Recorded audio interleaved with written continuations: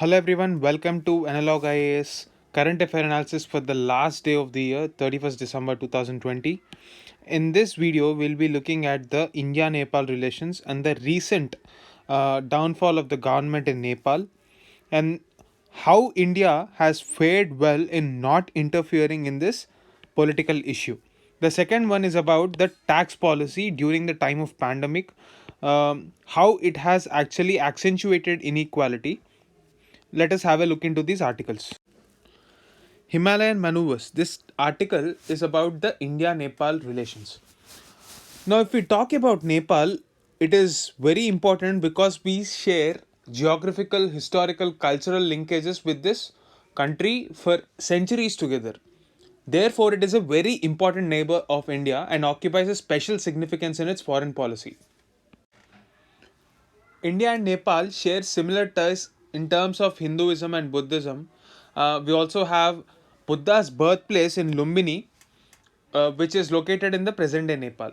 The two countries not only share an open border and unhindered movement of people, but we also have a treaty of peace and friendship of 1950, and this has been the bedrock of special relations that existed between India and Nepal. In 2015, because of the economic blockade that India has resorted to with respect to Nepal, because of its inclination towards China, things have turned bitter.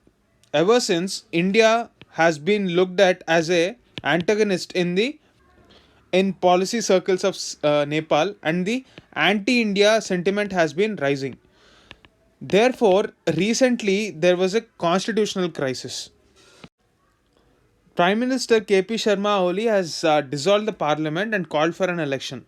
And the recent involvement of Beijing in Nepal's internal issues has caused a concern that India will also be interfering in the internal issues of Nepal, and there were fears exhibited by certain policy experts with respect to Nepal that India will show a big brother attitude towards Nepal. That is to say, it will try to meddle with the affairs of the Nepalese politics. But India has done well to maintain their safe distance from the political issue that we see in Nepal at this moment. In fact, China has tried to settle this issue by reaching out to the warring factions in the Nepalese politics. The names are not really important from the perspective of UPSC exam, but the larger lesson that we have to learn. Even after intervention from the Communist Party of China, the Prime Minister Oli has not actually resorted to any step which indicates that he wants to go back on his decision. So there are two lessons that we have to learn from this entire experience. Firstly, it is surprising that both the factions are actually openly trying to communicate or establish contact with the Communist Party of China, and it is equally surprising that China is trying to interfere in the internal politics of a country. So there is every risk that China will be seen as a antagonist in this entire story, because there is already an existing fear due to the ongoing geostrategic convergence in the Indian Ocean region, where China has been resorting to checkbook diplomacy or paying out to countries or pushing countries into debts and then making them obliged to the conditions laid down by China. There is always a fear with respect to Chinese intervention. It is surprising that China has actually openly admitted that it is involving in the internal politics of the country. India has in fact done better by not intervening, because this is not just about a few foreign factions or individuals. We are talking about institutions and the long term relations that we have to establish with the country itself. We have to understand that diplomatic relations are definitely influenced by the individuals, but individuals are never larger than the institutions themselves. So we have to safeguard that institutional integrity for maintaining further relations in the future. We might have another person occupying the same seat, so maintaining that safe distance and not intervening in a country's internal politics is in tune with the Panchashil principles laid down by our first Prime Minister, along with the other leaders of the non-aligned movement. So in this context, we respect other countries' sovereignty and we are exhibiting the same attitude towards Nepal as well. And this is a positive situation, and we have already shown an intention that we don't want to meddle with the internal affairs, and we have learnt our lessons after the economic blockade episode, which has caused certain amount of damage when we look at the issue from a Nepalese point of view. Therefore, we can say that reciprocal treatment of Indian and Nepali citizens in the two countries, which has been the bedrock of a treaty of peace and friendship, should establish a national treatment for both Indian and Nepalese businesses in our country as well as in their territory. So, this ensures that the spirit of the Treaty of Peace and Friendship will continue even after this entire fiasco ends. So, that is the gist of this article.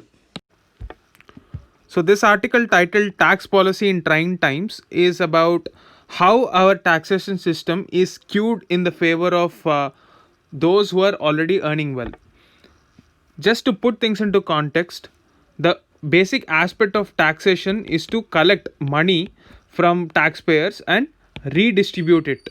So, this is the logic behind a welfare state. Now, in an extremely socialist state, private entities are severely constrained. On the other end of the spectrum is the capitalist regime, wherein the large companies are having a free run, where there is a almost tax free environment, like in the case of Dubai. India, because of the existing inequalities, cannot afford to be on any end of the spectrum. Therefore, in 1991, it has moved towards a mixed economy. Now, what is this mixed economy? This mixed economy model focuses on creating enough opportunities for the private sector, considering the fact that we have such a huge market for almost every product, because we are a population of nearly 140 crores right now. So, private entities existence is must in our country, because the government cannot deliver almost every good. In this context, we also have another conundrum in the form of balancing between the haves and have nots. India has some of the largest inequalities in the world, because a latest Oxfam report has said that 1% of Indians own almost 50% of the wealth, or 50 to 60%. In this context, the rest 99% are severely constrained because of lack of resources, and a significant aspect of this fall amongst the middle class, and the rest of the crowd have very dilapidated conditions, where even in some cases extreme poverty situations are also seen. So, given this setup, how should be the taxation policy? As soon as the pandemic has stuck the economy across the countries, a lot of European countries, especially like Germany, have shelled out a huge amount of their GDP as cash directly into the hands of people. So, this is to ensure that they pass through this pandemic. People who have lost jobs can compensate for the lost jobs through this period of pandemic during lockdowns.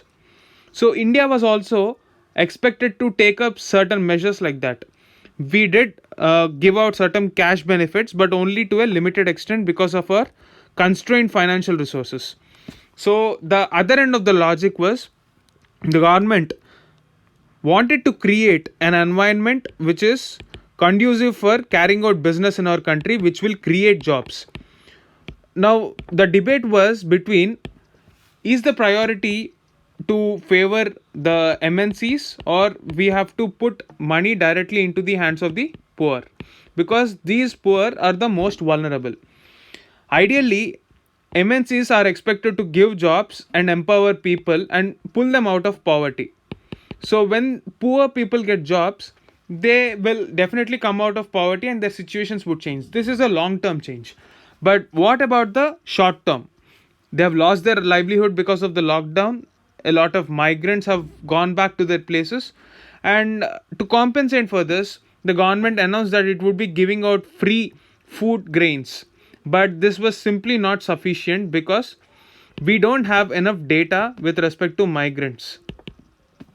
So there have been subsequent reports about how the food grains that were distributed amongst the poor people were not reaching them because of this lack of identification based data, wherein the beneficiaries were not identified properly and the grains did not reach them.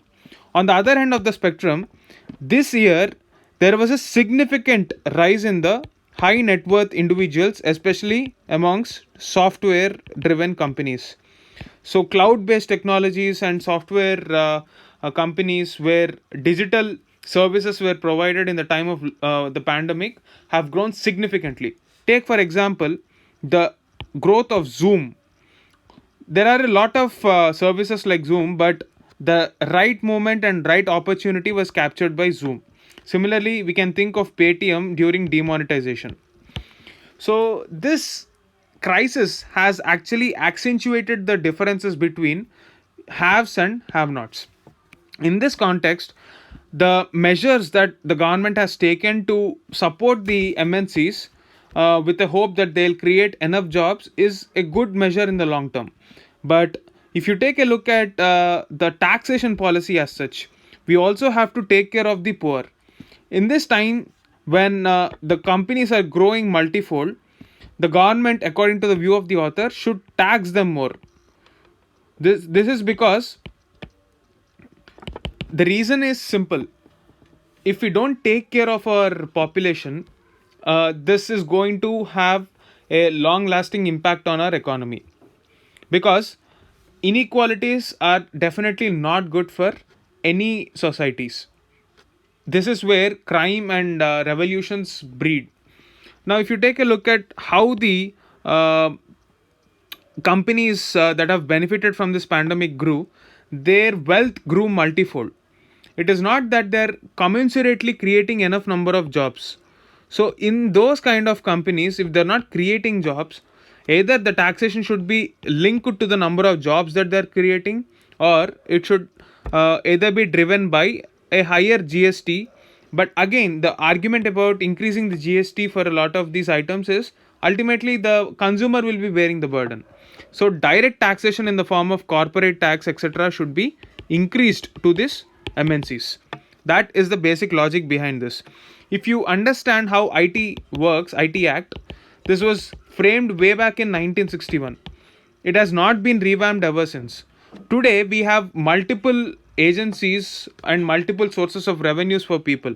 Yet, we are still stuck in this archaic law of 1961 with minimal amendments. So, this budget is an opportunity to relook at this and probably come out with a formidable IT Act. That is the gist of this article.